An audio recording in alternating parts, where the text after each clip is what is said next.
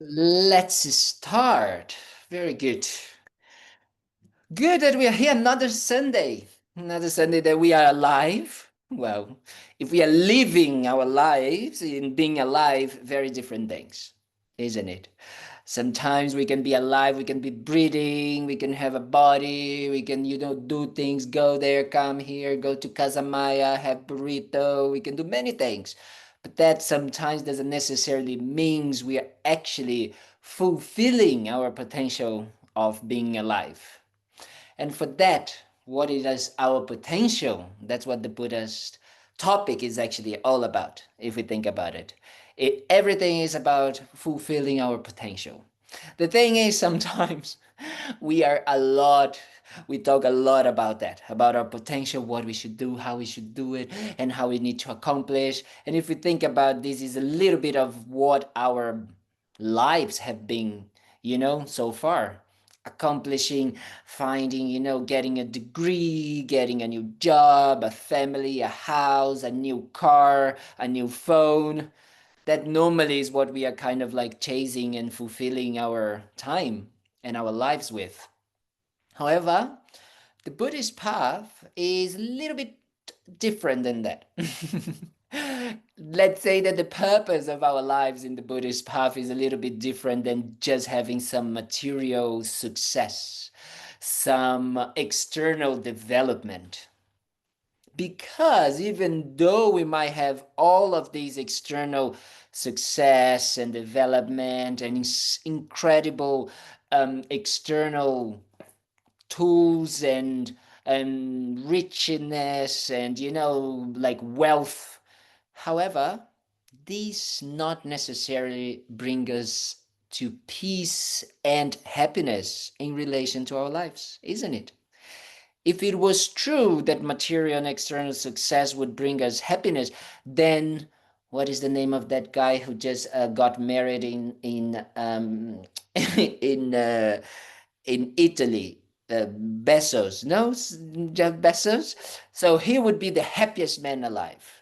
However, if we actually have the chance to sit down, or if we just observe their lives, maybe they are not that happy. Or maybe we can see ourselves, maybe we get some money, or we get some kind of like a new car, a new phone, a new something, a new partner, a new job, and we think that we're going to be happy once we have it. And it might last for a little while, but it doesn't stay. And therefore, we are constantly chasing the next thing that will make us alive. So, in some ways, and I don't want to offend anyone here, especially new people, there's not much difference if we live our lives like this to be ourselves, human beings, or an animal. Because if we think about it, maybe you have some pets and animals in your life, and you can see how they're also just looking for, being pet, being fed, having a comfortable sofa, or, just going for a little walk. That's it. So if we live our lives in this way, then there's not much difference. However, we do have something very, very different than just, a pet or animal. We have this potential within ourselves to develop our mind and our hearts in order to make us be happy all the time and be able to actually help others to achieve the same type of happiness. This state where no more kind of like dissatisfaction or no more the feeling that there is something missing. This is completely eliminated. That's what the Buddhist path says. So that's why, why we're here together. We're going to talk a little bit about this and that today. It is an idea that we use this time together to aim for that. I always say, you guys are being tired of me already, but you guys are very kind to be here again. That there is a possibility of Buddhism becoming just a little bit of a, wishy-washy, feel-good idea. And that's not the idea of Buddhism. That is not just feeling relaxed and nice and, having a good time. As I say, you guys can find that in other ways, much better than here. massage and food and all you can eat hotels in Mexico. All of these you can find very good places.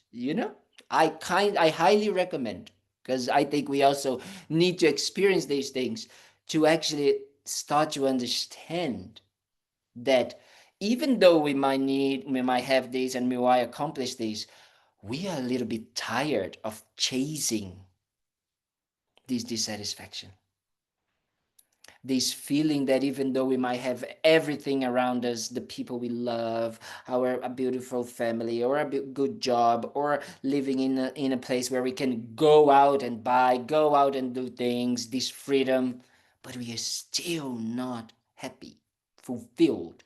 I like to use this word. So that means that we need to find other ways. And the Buddhist way is trying to kind of like bring us, it's a path that leads us to trying to understand a little bit more ourselves and trying to find the answer to this dissatisfaction within ourselves, that we make that energy, the tools, the money, the time that we spend chasing outside ways to help us find fulfilled, that we go within, and that we find a state of mind, as we call no more need. We don't need anything. We just enjoy what we have. That sounds very, very good. So we try to use then the time that we have here together today to try to develop that mental state, to try to create the conditions, the tools, that we try to create the knowledge, the wisdom, so we can develop that, so we can achieve that. So that's why, it's very important that we check our motivation before we start anything, that we really pay attention to why am I here and what I want to achieve. Because depending on what we want, then we might get what we want, right? But then it's important not only that we might get what we want, but what we are trying to say here is that check if what you want is going to bring what you actually want. Maybe changing a bit of what you actually want. Do you want just a little bit of peace of mind so you can have the rest of your Sunday going well? Or you want to have the entire rest of your life and the entire time you have just feeling good? No? Feeling without this need for something else. It's a choice. You can choose. You can just think about the next moment, or you can think about, let's say, eternity, forever. Not wanting, not needing, chasing any dissatisfaction and ways to fulfill that. That is very important. That is a way that the Buddhists kind of like try to start uh, tweaking and changing our mindsets, our motivation, our intention. So that is important for us to start understanding that we have that potential. We have that choice, right? We have that other possibility. That's what the Buddhist kind of like idea of thinking and checking our motivation is about. Is about checking and say, oh, wait a minute, this looks very good, but there is something even better, right? That a mind that doesn't only think about this moment and only about now, but think about, long-term view. And that is one aspect of the motivation of the Buddhist path. But the other one is thinking, wait a minute, right now I'm thinking about either my own happiness, me, myself, and I now. So not only I'm not thinking about my own happiness in the future, but I'm thinking about how to fulfill my happiness now, because I want now. But I only think about my own happiness. Just me. I am the center of the universe, and I need to be served by everything and everyone to fulfill my own ways to be happy. That's also a mistaken concept in relation to the motivation that we can develop for the Buddhist path. The Buddhist way they're going to propose, the Buddhist path will propose that we actually expand. And by expanding our interest, in not only our own happiness, but the happiness of others, we find happiness for ourselves. And that is easy to actually prove. It's not because this crazy monk is here, blah, blah, blah, saying this, you should just, take for granted. But if we think and we experience from our own experiences and previous actions that when we think about others, when we truly think about benefiting and helping others, we actually get so much out of it. Much more than normally the help we give to others, isn't it? When we go to to help a friend, when we help a family member, or when we help someone that we actually don't know, and we just have that in our minds of wanting to help, not because we want people to see us on Instagram that how nice we are or how kind of like generous and kind we are, not like this, but if we actually just use with that wish that this person may have whatever they need, how do we feel about that? Isn't it? Isn't that like a good experience for us? Isn't that like an experience that actually fulfill us in a more deeper way? Not externally, because we sometimes we might actually be generous and we might give something away that sometimes it is precious to us, like money, for example, or we give food or we give kind of like clothes or whatever. And if you think about it, we give these things away and we still, find happiness. So that is already a little point for us to start kind of like doubting when our minds are telling us, I should just keep it to myself and I will be happy. This is something for us to start actually checking with our own experience. Does it make sense? Is it true? Does it make kind of like, is it really bringing that or not? So that is something that we might kind of like start checking. So that's why before we start everything, anything that we do, especially in the Buddhist kind of like concepts, is to try and check our motivation. What are we trying to achieve? Are we trying to just check, happiness for ourselves and short-term happiness for ourselves only? Or we are actually trying to expand and think about, maybe having happiness all the time and not only for myself, but for all. So I invite you to just for a moment to try to develop this mindset. Try to check if you can expand in these two ways your own motivation and intention for being here.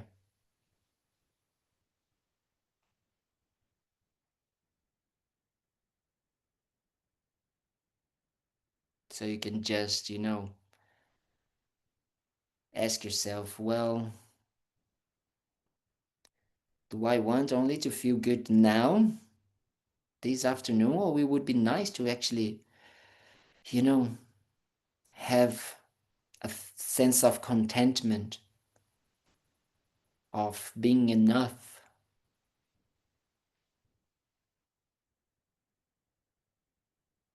and not having to chase again and again different ways and different things, different people, in order to think that we need those things and these experiences to be happy,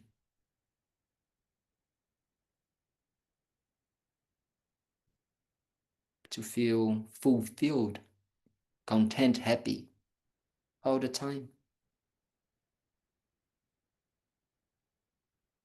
What would you like? What would you prefer?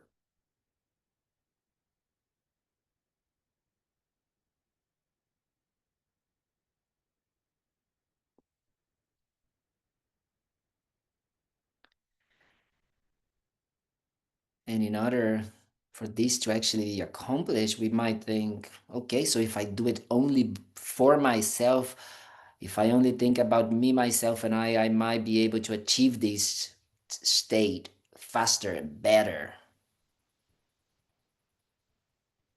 But actually, the way for us to achieve this, the method, is to thinking and engaging in actually acting towards helping others to also achieve this lasting, peaceful, inner type of happiness.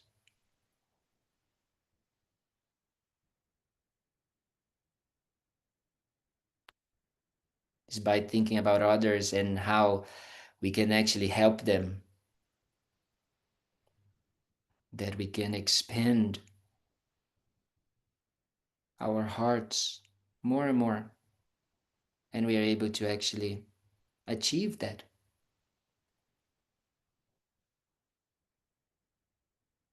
So we try with that in mind, that whatever we hear, whatever we discuss, whatever we talk about today may guide us, may inspire us, may we use in order to achieve these two aspects of lasting happiness for ourselves and others.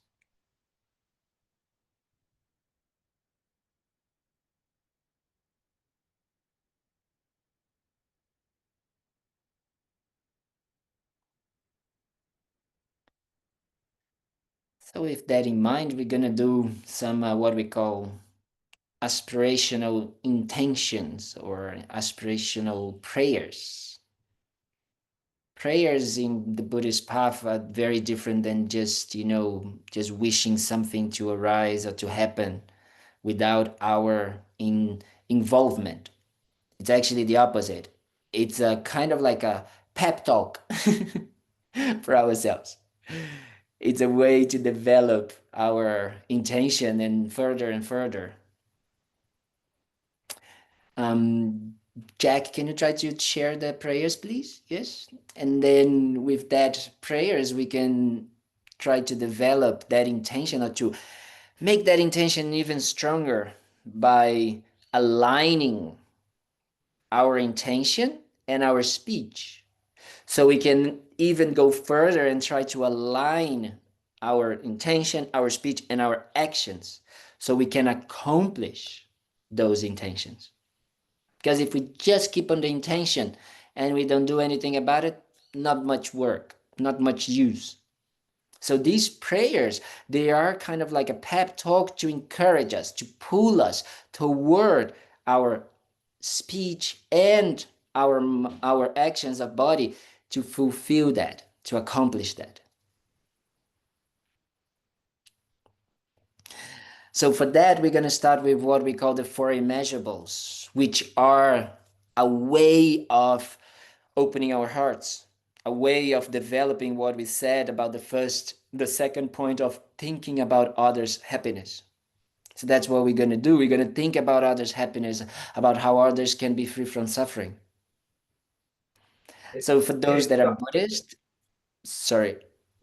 It's on page 34 in the prayer books for those that are in this. Oh yeah, for you guys that are in the Gompa, if you have the prayer book over there with you, and if you want to use it, otherwise you can read it on the screen. And so with that intention, by thinking about others, by really thinking about every person or every being that is suffering and that we would like to help them. So we try to think about them, to find that connection, that bare kind of like basic human connection, that we are all human beings sharing struggles and, wanting to be happy. So that is the reason why we do these prayers in the beginning. So we can do it together. May all sentient beings have happiness and the causes of happiness. May all sentient beings be free from suffering and the causes of suffering.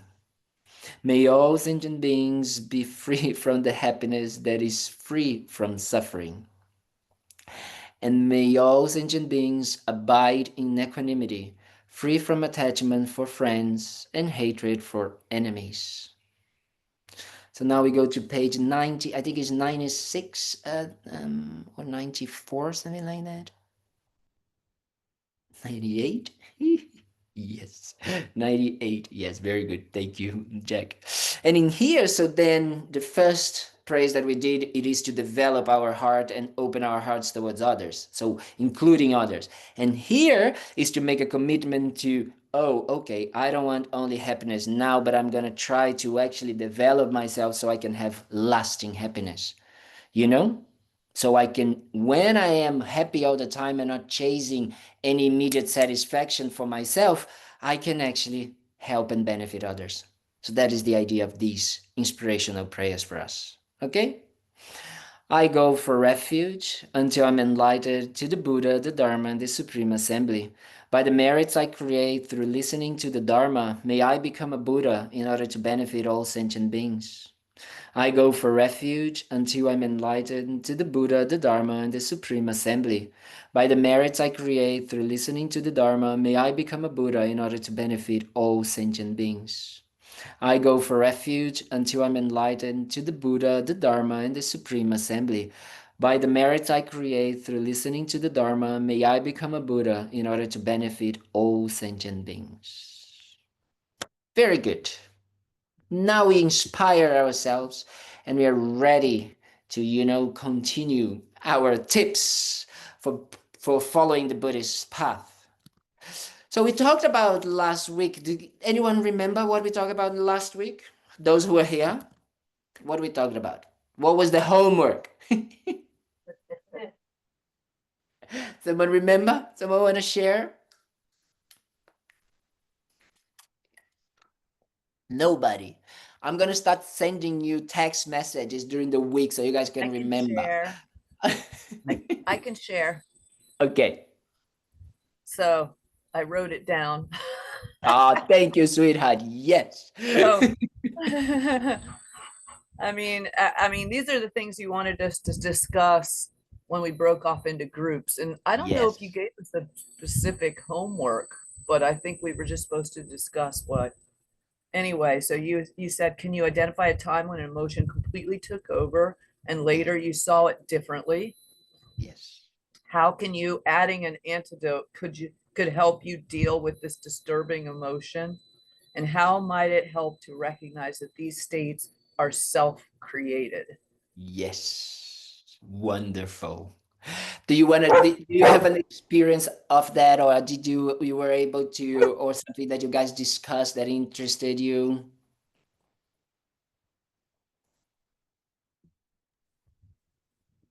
Is that question for everybody? Oh, for you. Let's Oh, start with you. okay. Could you repeat that, please? My dog was barking. No problem. Did you feel anything different? Like when you how was your input, or how was your experience with these questions? Do you have anything that you feel it was nice to share? I don't have anything that comes to mind. I just know that this has been helpful for me to stay more conscious Okay, good. of what I'm going through and what my objective is with what intentions I set for the day. Yes, yes. Thank you So so I try to much. set an intention every day, and then the key thing is to remember it. Yes, Especially as if we I can. get rattled, if something happens and I'm thrown off, to bring myself back to, oh, okay, Yes, yes. so This is try to keep great. myself. This is great. Thank you so much. This is absolutely wonderful because this is exactly, I was making fun for the people because that we need to actually have those hooks, right? In our daily lives so we can actually remember that we have another way and another possibility of dealing with situations and dealing with our lives. That's why, I started today talking about the motivation and the way we can actually live our lives. We can either just live in the way that we have been living and just like chasing, immediate happiness and immediate satisfaction and things like that. Or we can kind of like have those hooks, those things that will bring us and help us to say, oh, wait a minute, I can actually think about others. I can also expand that wish. I can also think in a different way. So thank you so much, Sherry. This is very good. This is very, very nice. So that is exactly what we kind of like have to start thinking about. And that's what we've been kind of like talking in the past few days, in the past few weeks. That kind of like restlessness, that we call dissatisfaction, that we call, suffering is a big word that we use in Buddhism. And that, that uneasiness, that I'm unease with myself, that feeling that is something missing every moment, even though we might have everything around us. That dissatisfaction normally it manifests what we call, or what we manifest through or by what we call disturbing emotions. And disturbing emotions are just a word to say things like to give is the group of emotions that we call, how we call them anger, sadness, depression, anxiety, attachment, jealousy, pride, all of these emotions that we actually are a little bit familiar. Well, I don't know you, I cannot talk about you, but at least I am quite familiar with these emotions, I know them very, very well. They arise in my life every day almost, almost all the time. Not almost every day, like every day for sure, but almost all the time. And why we call them disturbing emotions, these mental states that we call disturbing emotions. Why do we call them disturbing emotions? Because they have two main characteristics.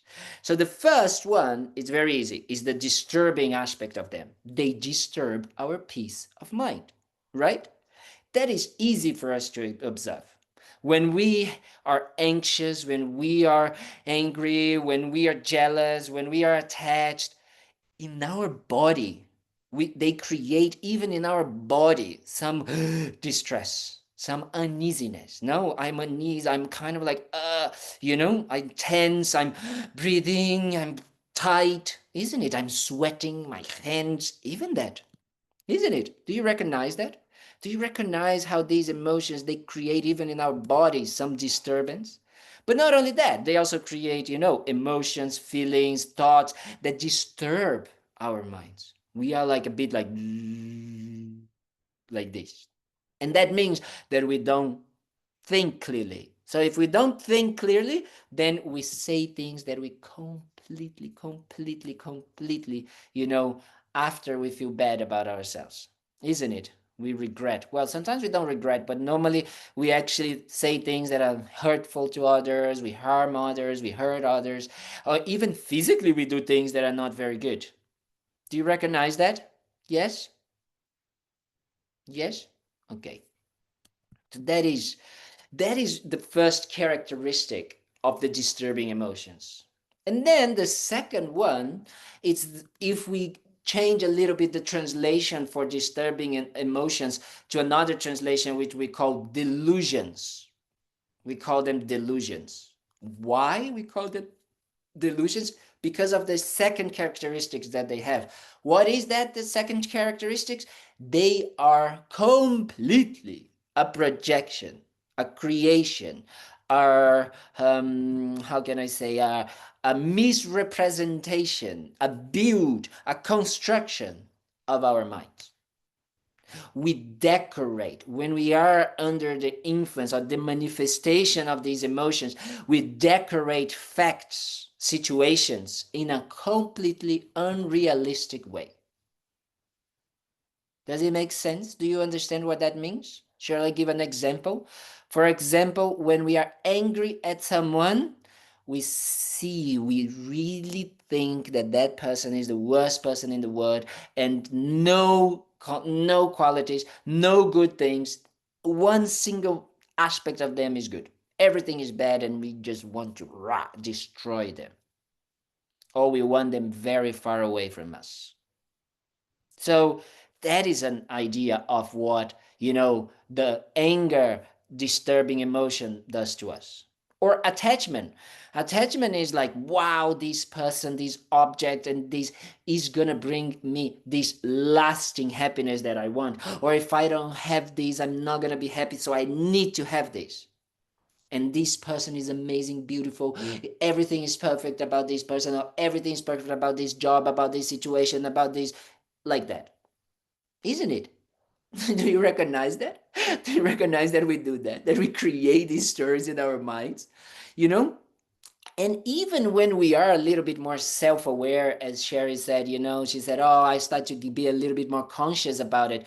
It doesn't necessarily change the fact that these emotions are arising. They're coming, but we are just becoming aware of them. So what we said is that because our mind is full of these delusions, that these disturbing emotions that makes our our lives, our day-to-day life be up and down, the roller coaster of these disturbing emotions. Sometimes we're a little bit this, and then sometimes we go up, and we are very attached and we feel high and we are like, yes, I'm gonna get it. And then, I'm sad, I'm depressed, I'm anxious, I'm jealous, and we go like this, isn't it? That's how it goes, our lives. So because our minds is full of these uncontrolled, disturbing emotions getting more and more and more, we get confused and we ended up making, mistaking that this is reality, that this is life, that this is normality. But the Buddhist practice or the Buddhist path is about waking up from this confusion. Is about, kind of like realizing that this is not a healthy way of living, that we can have a different option, that we can actually do something different, So what we first talked about, one of the first ways to actually develop and make us help us, to wake up from this confusion is by noticing, recognizing these characteristics, these negative characteristics, this negative nature, of these disturbing emotions, seeing that they are not good friends, they are not our friends, that they are not actually like mental states that will make us happy and make us grow as human beings. But quite the opposite, when we are under the influence of them, we actually become more confused, and we kind of like look for ways to deal with them by creating more problems and more drama for ourselves. Do you recognize that? Do you agree with that? Yes? Can you see that we do that we are actually creating these again and again? Because, yes, Jack, someone wants to say something, or you want to say something? Yes. Yes? Yes means we recognize that? Yes? Yes. Who recognize that? Who in the Gompa, raise your hand if you recognize that state that we do. Okay, I can see some hands going up. Okay, that's good. Means you guys are not sleeping, and you also recognize that. So there's very good. So that means that we need to do something about it. So, the Buddhist practice, the Buddhist tip for us to deal with that is by recognizing this negative nature, this negative kind of like non-helpful, non-beneficial mental states. Because normally, if we don't recognize their negative states, what we do is that we engage more and more with them. I can't remember who said that recently, but someone said that to me. Sometimes I like to be angry. Do you know that feeling of like, you kind of like you feel entitled to feel anger because that person did something and I need to be angry. And it's like you feed that anger. Or, even sometimes we are sad and we kind of like make ourselves even sadder, like we want to become sad more because, oh no, poor me. And we go more and more and more into these negative states, isn't it? Because sometimes we don't see that they are negative, that they make like that they are not really benefiting us. We just engage with them. So here, what we're talking about, to recognize their negative nature, it doesn't mean that we need to engage with them, that we need to feed them. But it means also not to suppress them and say, no, I'm not feeling this, I don't feel that, no, I'm not like this, no, I'm not this, is deciding to consciously see them and recognize them. By seeing their destructive, their negative, disturbing nature, they lose their confusing and misleading way to guide us into act and to speak in certain ways that will enhance these negative ways and this drama and this suffering, but it actually to decrease more them, right? So when we talk about here about actually recognizing their negative nature, and before we start discussing that and because we're gonna do with all of these negative emotions, we're gonna go deep into anger, into jealousy, into attachment. Before we do that, it's very important that we start to become more aware of the process that we actually already use to deal with them. Because right now, if we don't understand the way we deal with them, we normally will just go back to those patterns, to those habits. And if we think about it, when we start to discover a little bit more, a self-discover path or spiritual path or self-knowledge or whatever we want to call, to look into a little bit of our minds, as Sherry was sharing with us, being a little bit more aware of our minds, we can start to see that, the idea is that we are looking a little bit more of ourselves, how we work. And then normally we have a tendency to look into our mistakes, and sometimes we start to be a bit overwhelmed, we start to go to what we call the two extremes. Because right now we don't want to see our problems. We don't want to see that we have mistakes, that we having these patterns of, of being attached, of being angry. We don't want that. We run away from these things normally.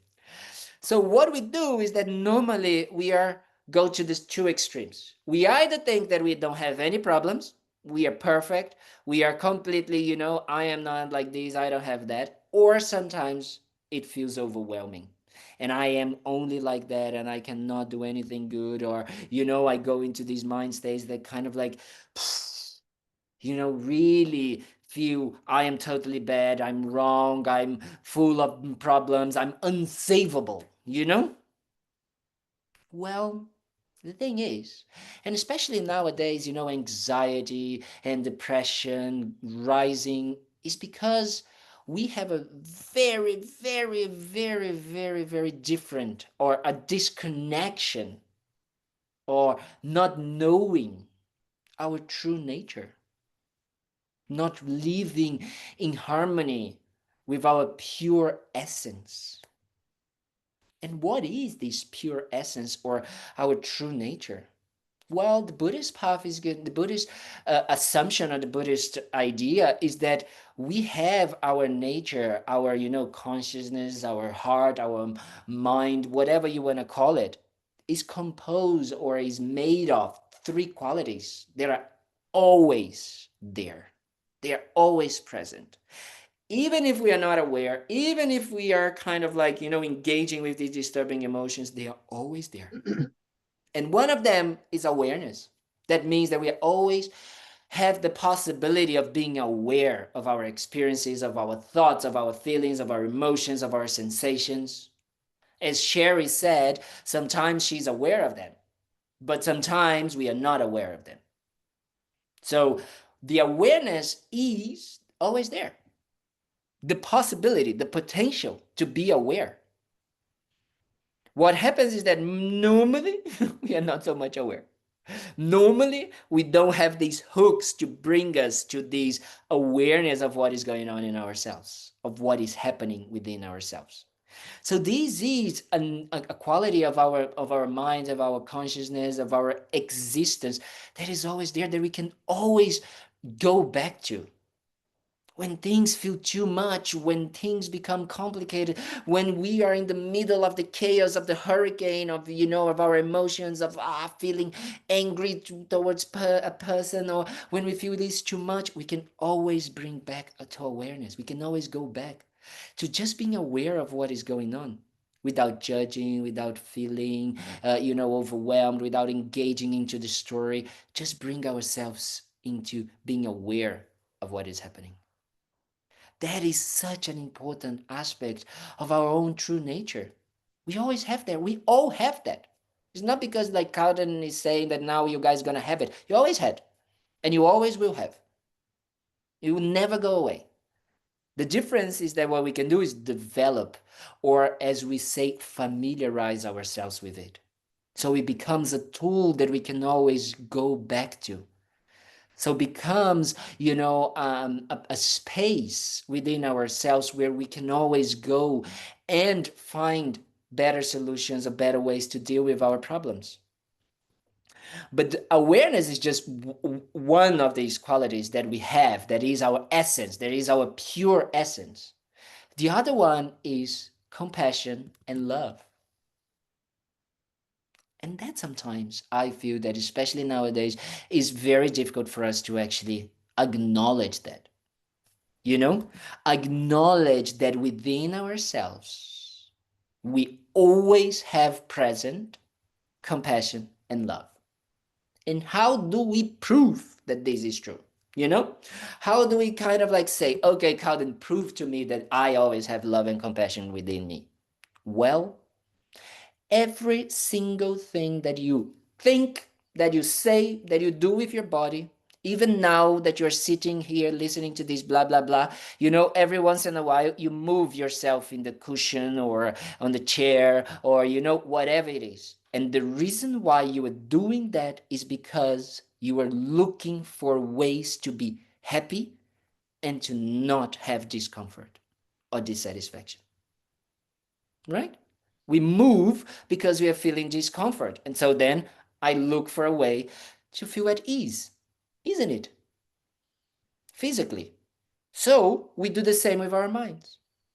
We are constantly looking for ways to feel happy and to not feel discomfort. And these exactly are the definition of love and compassion. Love means wanting to be happy and to find happiness and to help others to be happy. And compassion means to be free from suffering and wanting others to be free from suffering. So we always have love and compassion within ourselves all the time. When we are sleeping, when we are unconscious, when we are conscious, when we are, you know, doing whatever we are doing, it's always there. And that is so important, because if we understand that, then these ideas of I am not good enough, I am not, you know, I am failing, I am not doing things right, I am not that, it cannot be. Because our essence, being pure, being love and compassion, is kind of like anti failure, or anti it's bulletproof, is, you know, from all of these negative things. These negative emotions, they are just like, you know, clouds in the sky passing by. The problem is that we identify with that instead of identifying with our true and pure nature. So, do we have compassion when we're angry? Compassion is definitely there in the basis of our pure nature. But the problem is that the anger is, how do you say, blocking us from manifesting this love and compassion. Take over. Take over, hijack, you know, is hijack. Is you, is when you have a hijack. Hijack, you know, hijack us. And then we completely move, and we completely think, and we completely say things out of that confusion. So what it makes is that it kind of like contaminates that compassion, and instead of actually bring us into less suffering, it does the opposite. You know, anger, because it's, as we say, is a negative emotion, disturbing emotion. So it's disturbing our mind, so we are suffering now. So that means we are not experiencing this love and compassion, this awareness, you know, and is completely a wrong view.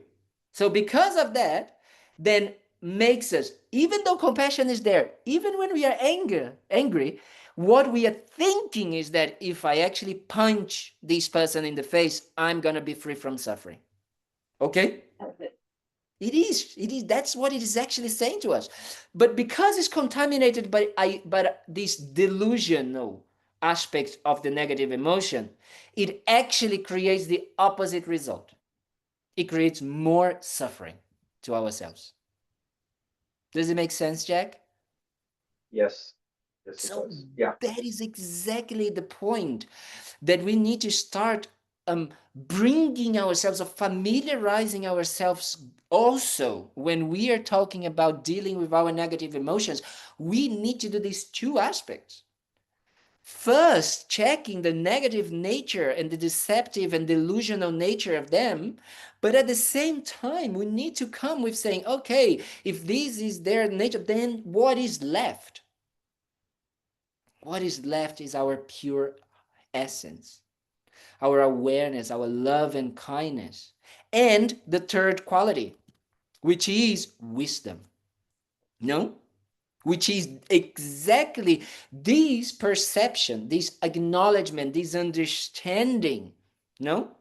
That we are wanting to find love and compassion, to manifest love and compassion, but we are completely deluded, completely wrong in the way to manifest that.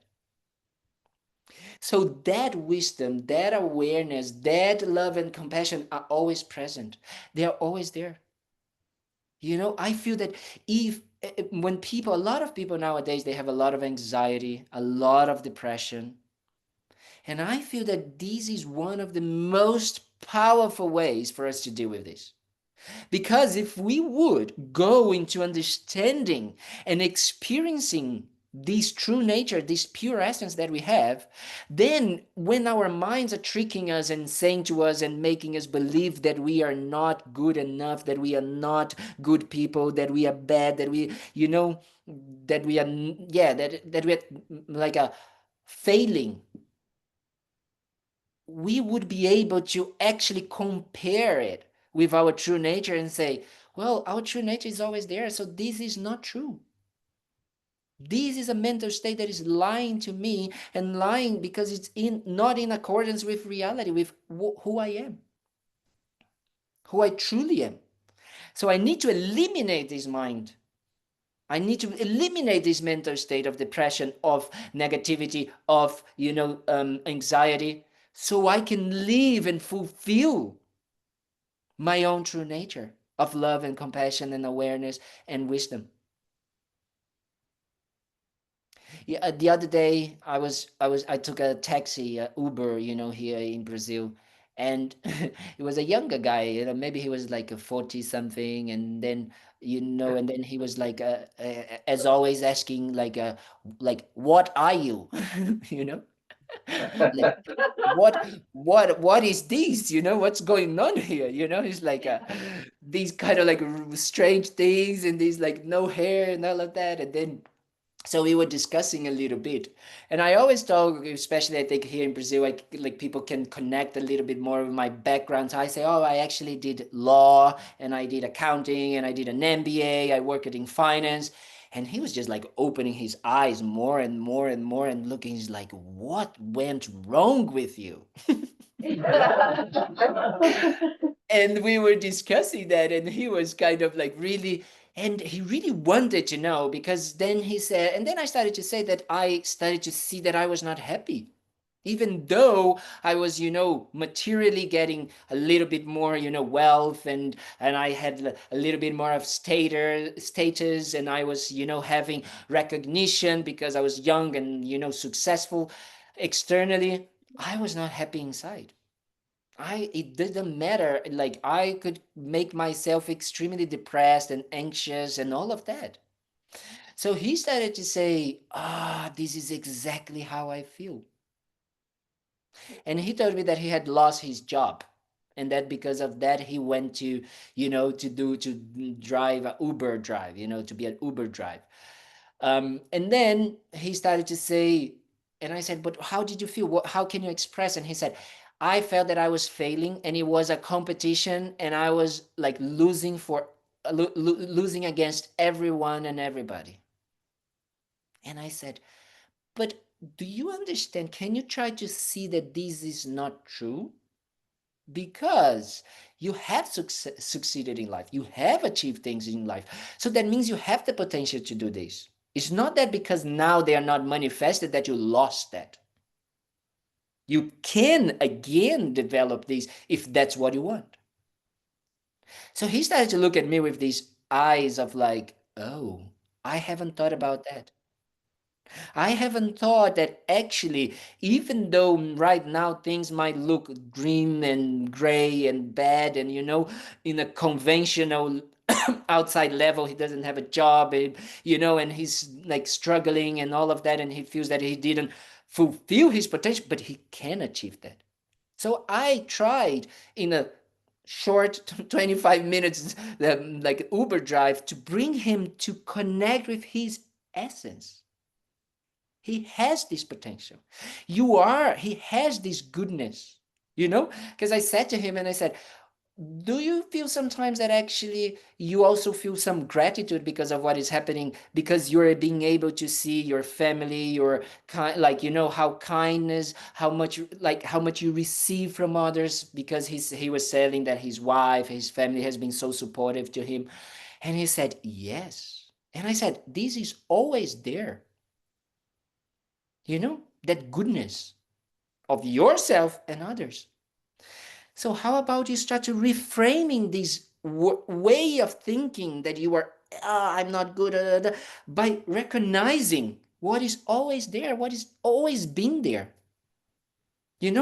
His awareness, his compassion, his love, his potential to develop these further and further and always like manifest from there. So it was funny because I was with my dad, and my dad doesn't talk so much about Buddhism. We are kind of like, he's a doctor, so he's kind of like, yeah, yeah, this is your thing. I respect and I love you so much, but that's your thing. And when we came out of the car, the guy came to my dad and said, "Wow, congratulations on your son."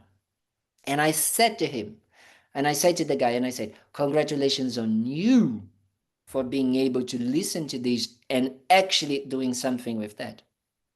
So this is the potential we have. And we should not forget that. We should not forget that we can express and manifest ourselves from this basic pure essence and nature that we are. We don't need to do anything to feel compassion. We don't need to do anything to feel love. We don't need to do anything to be aware in some ways. What we need is just to actually erase or clear, our minds from unawareness, from, disturbing emotions, and from confusion. If we clean our minds from that, these aspects, this pure essence and nature of ourselves will just manifest. Will just be who we actually are. So that is why when we are starting to go into this process of checking our minds, this process of really observing, our tendencies and our negative tendencies especially, I always try to bring that idea that, it is hard. I'm not going to say it's easy. Some people say, the spiritual path, and since especially 12 years ago when I dived into Buddhism and I decided to really, do this my job, people used to say, you don't get tired of not doing anything, just sitting and, studying and meditating. And I said, whoa, you have no idea how hard it is to actually try to be with myself all the time. Not running away, not kind of like pretending that things are not there, but to truly engage, right? So we kind of like needs to start being a little bit more acknowledging and and more less judgmental, and because more vulnerable, I think that's the word, with our own selves when we start doing that. And we can only start doing these things if we actually develop this understanding within ourselves of our good nature, because then we have the trust, the honesty, the courage to keep going. Because of the whys, when we start this path and we stop looking for the responsibility of our suffering and our anger, outside. So that means when someone calls you a horrible person, or calls you, like whatever, bad names, and your anger comes and you immediately want to blame this person for your own discomfort, The path, the inner path, is about recognizing within you, that feeling of anger, that experience of anger, and seeing how negative it is. Because you are creating that negative experience for yourself. Okay. So then we need to be, we need to acknowledge that we are doing this. So we need to start, as I call, creating or familiarizing ourselves with this inner space. I call it space, but it's actually our own nature, our own essence. So all of these process of dealing, with dealing with these negative, seeing that these negative mental states are negative, needs to happen in that non-judgmental, that kind of like loving and kinding space. Otherwise, what we actually start to do is that we start to blame ourselves and say, I'm a bad Buddhist, I'm a bad practitioner, I'm a bad person, because I am not, having these, I have these negative tendencies, so I'm a bad person. Not like this. And secondly, the second point, as Sherry said, that we discussed in last week, was to think about an antidote, a positive mindset that could counteract these negative mental states. How can I think that I have a positive mind state if I don't believe in my own goodness, in my own love and compassionate? So these two aspects, they need to come from that basic understanding of our true essence, our nature, our, love and kind and compassionate and awareness and wisdom nature that we have all the time with us. Always, always, always, always. So that, I think, that is the process when we start to acknowledge, to accept. And from this understanding, from this space, we start to deal with these negative emotions in a much more loving and caring and wise way, right? And then we start to transform our relationship with ourselves and others. And then we start to actually be able to expand that space to help and to access and how can I say, to bring others to that space, to say, actually, you can fall apart here, you can be, non-judgmental here. And that, from that space, we can actually make others connect and access and develop their inner space. That means familiarize themselves with these true essence that they also are: awareness, compassion, love, wisdom, and that feels like coming home. That feels like reconnecting with our essence. And this coming back and this reconnection is what will bring us peace and joy and lasting happiness. Is that connection, that reconnection, that kind of like understanding and living from that space, from that inner qualities, from that inner essence. So that is what we need to start familiarizing ourselves, even especially when we are starting to look for in thinking about our negative emotions and understanding their true nature. No? That is what we need. We can develop. So when we are doing this process of looking into the negative emotions, as we're going to look into anger, is exactly what the question that Jack asked. So are you saying that like there is compassion and love, underneath anger? Yes. And there is wisdom as well, and awareness. It's always there. So when we're going to talk about it, what is anger, how anger is negative, what we can do about, decreasing it, and how we can actually connect with this true essence and nature, this will help us to really practice. Okay? That makes sense. Was in any way helpful, this blah, blah, blah talk today? Yes. Yes? Okay, good. Because now enough of you guys just listening and listen to this blah blah blah. Now comes the nice part, which is for you guys to discuss this blah blah blah.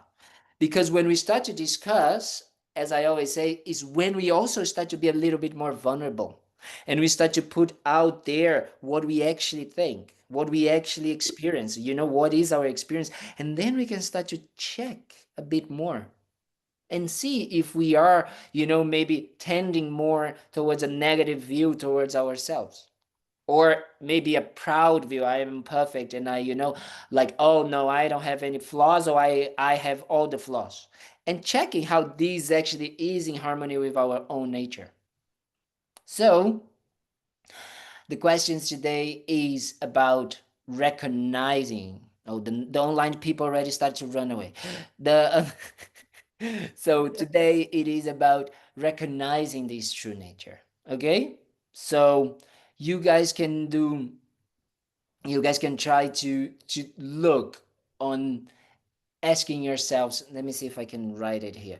But asking yourselves, okay, do I actually recognize my essence of being aware, that I can be aware, that I have compassion and love all the time, and that I can, be free, or get out of these confused mindsets, of this confusion. Because sometimes we do that. Sometimes we see a situation as it is, and then the anger that there was, it just fades away, isn't it? That happens to us. So this wisdom, this possibility of being free and making that negative going away. So that is very important. And so if you can recognize. And then the second question is, how do you plan?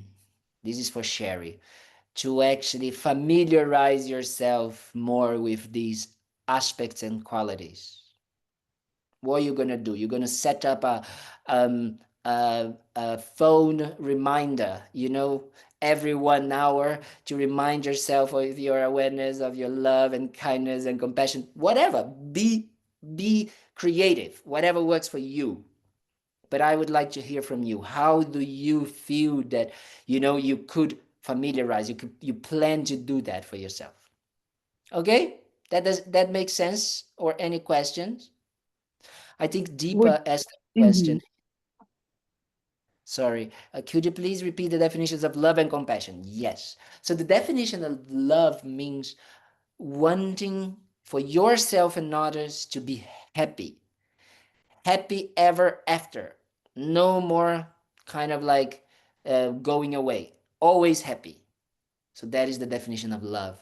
And compassion is the definition of me and others to be free from suffering, free from forever.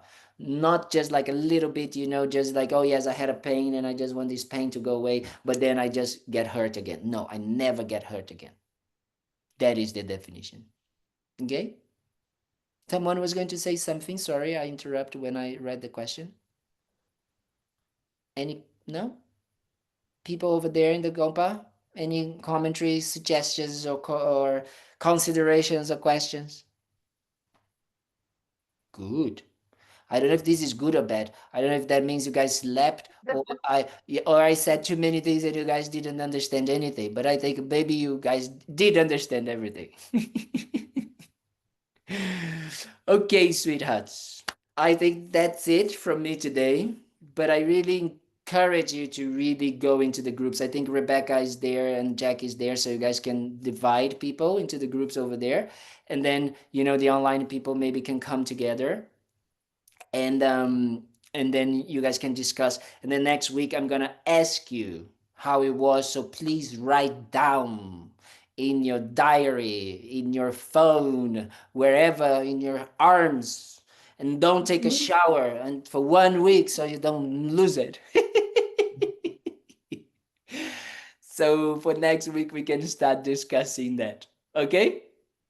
Thank you, Venerable Kalden. Thank you. Thank I hope you. that this was in any way Thank you so beneficial, and I much. hope you guys have a good time over there. Thank you. Alright, Bye. Yeah.